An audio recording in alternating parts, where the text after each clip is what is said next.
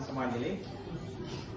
ఏంటంటే అంతకుముందు ఎవరున్నారంటే షఫీ సార్ అన్నారు. షఫీ గారు అప్పుడైతే నేను అబ్జర్వేషన్ చేయలే, మా పిల్లలు కొత్త కదా ఏదో వాళ్ళే చూసుకుంటారని వదిలేశారు. సార్ అలవాటు పడిపోయారు, వెళ్ళిపోయారు. ఆ స్కూల్ ఏమైపోతుందో నాకు తెలియదు. తర్వాత మా పిల్లల భవిష్యత్తు ఏంటని చెప్పేసి నేను ఎంక్వైరీ పెట్టాను, నిజమేంటనేది నిఘా పెట్టాను. తర్వాత తెలిసింది స్కూల్ టాలెంట్ ఒక 10 ప్రిన్సిపాల్ వచ్చారు.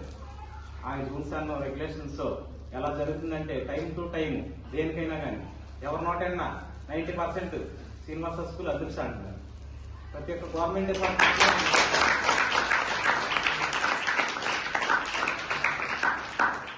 మన పామాల్లో ఉండే ప్రతి ఒక్క గవర్నమెంట్ డిపార్ట్మెంట్ లో నేను ఇన్వాల్వ్ అవుతా. ప్రతి వాళ్ళు ఏదన్నా శ్రీనివాస స్కూల్ అంటున్నాను. ఆఖరికి మన సిఐ గారు రావడానికి కూడా ఫస్ట్ ఆఫ్ ఆల్ మనదే అపాయింట్మెంట్ తీసుకున్నారు.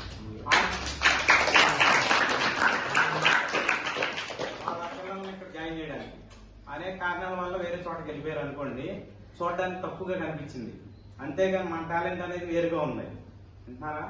ఈ అవకాశం ఇచ్చిన మీరందరికీ కొంచెం ఏసునాయక్ గారికి 90% బాగుంది కాబట్టి ఆ 10% అనేది కూడా టీచర్స్ లో ఉందని మీరు కూడా ఫుల్ సపోర్ట్ ఇచ్చి మంచి టాపర్లో నిలబెట్టాలని నా మనవి.